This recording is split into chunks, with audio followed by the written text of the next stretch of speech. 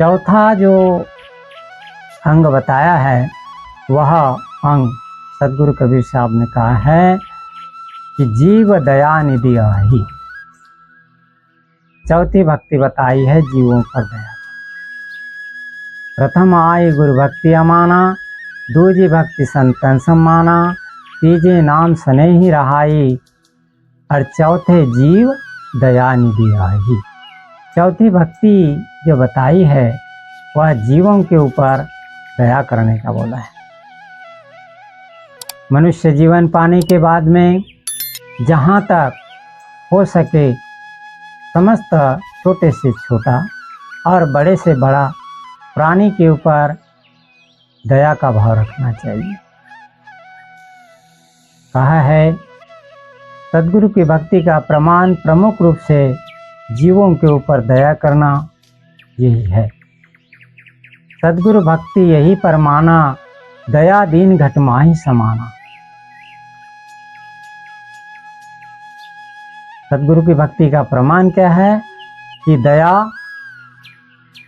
की भावना रखे, हमारे प्रत्येक प्राणियों के प्रति दया का भाव रहे, छोटे से छोटा और बड़े से बड़ा प्राणी के प्रति हमारी दया का भाव रहना चाहिए। कहा सदगुरु भक्ति यही प्रमाणा, दया दीन घट माही समाना। दया का भाव रखे और उनके प्रति करुणा का भाव रखे।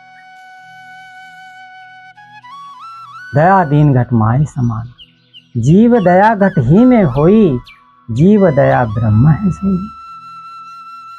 जिसके घट के अंदर में जीव के प्रति दया का भाव है वही ब्रह्म के ऊपर दया करना है, वही ब्रह्म को जानता है। इसीलिए जो है सदगुरु कबीर साहब ने कहा कि चौथी भक्ति का जो अंग है वह चौथी भक्ति का अंग है जीवों के प्रति दया का भाव रखना। साहब कहते हैं कि छोटे के ऊपर दया करना, बड़े के ऊपर नहीं करना, ऐसा नहीं है। साहब की साकी कहती है कि दया कौन पर कीजिए, किस पर निर्दय होए। दया किस पे करना चाहिए और किस पे निर्दय नहीं होना, कि निर्दय हो जाना चाहिए, दया नहीं करना चाहिए। नहीं, ऐसा नहीं है। साहब का कथन है कि दया कौन पर कीजिए, किस पर निर्दय हो, साही के सब जीव है कीरी किन्नर दो। ये सारे जीव जो है सदगुरु पे है। जब सारे जीव सदगुरु पे है तो किस पे दया नहीं करना चाहिए और किस पे दया करना चाहिए?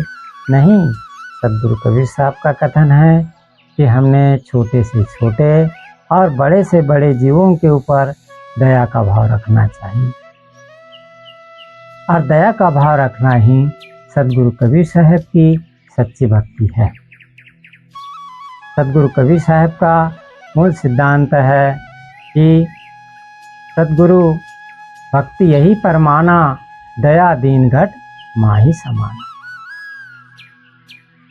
दया और दीनता का भाव हमारे हृदय के अंदर में रहना चाहिए। तो सदगुरु कबीर साहब ने धनी धर्मदास साहब को जो भक्ति बताई है वह चौथी भक्ति बताई है। कौन सी भक्ति बताई? पहली बताई गुरु भक्ति। प्रथम आई गुरु भक्ति अमाना, दूजी भक्ति संत सम्माना, तीजे नाम स्नेही रहाई, चौथे जीव दया निधि आई, पांचवें माया विरक्त रहाई। पांचवी भक्ति जो बताई है वह माया से विरक्त बताया है।